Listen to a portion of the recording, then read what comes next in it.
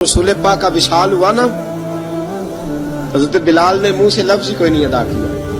किसी ने अपना दुखड़ा किसी अंदाज में सुना लिया। हजरत उमर ने कहा, जिसने कहा हुजूर विशाल करके गर्दन उड़ा दूंगा। हजरत उस्मान गनी ने कहा, खबरदार कोई मुझे आके ना बताए कि मुस्तफा विशाल कर गए। हजरत अली मुर्तजा रज़ी अल्लाह तआला अन्हु ने फरमाया, ना भाई मेरे मुस्तफा पर तो मौत आती ही नहीं, जिस तरह आप लोगों पे। सब लोगों ने अपने अपने इजहार कर लिए ना, बिलाल ने किसी को दुख बताया ही नहीं। एक कोने में बैठ के ना हजरत बिलाल अकेले आंसू बहाते रहे, किसी को बताया ही नहीं, अकेले रोए। एक शख्स कहने लगा, यार बिलाल बोलता नहीं। कहा, ना बुलाओ इसे। असर की नमाज का वक्त हुआ ना, तो वो बिलाल जो काबे की छत पे बगैर सीढ़ियों के चढ़ गया था, वो बिलाल जो काबे की छत पे बगैर किसी सहारे के चढ़ गया था, उस बिलाल को कहा कि बिलाल चढ़ जरा, आजान पढ़, मस्जिद की छत पे चढ़ जा।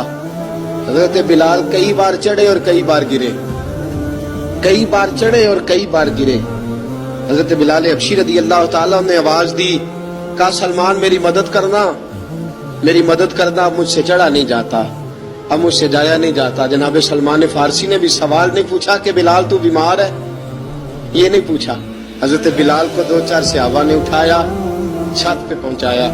बिलाल ने अजान शुरू की। जब कहा ना अल्लाहु अकबर अल्लाहु अकबर, वो आवाज जिसमें बड़ा सोज होता था, बड़ी दर्द, बड़ी बुलंदी होती थी, बड़ा जोश खरोश होता था, आज वो आवाज दब गई।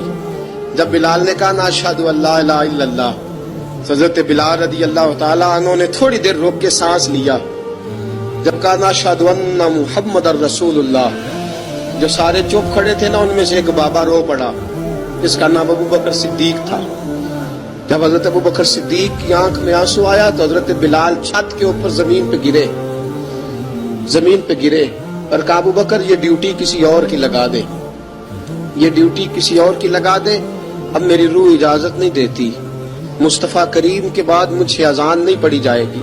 आपने वाकया सुन रखा है कि एक बार सहाबा ने बुलाया, दोबारा आए, हुजूर ख्वाब में मिले, कहा, बिलाल तू आता क्यों नहीं? बिलाल छोड़ के चले गए थे, फरमाया अब मेरा यहाँ दिल नहीं लगता।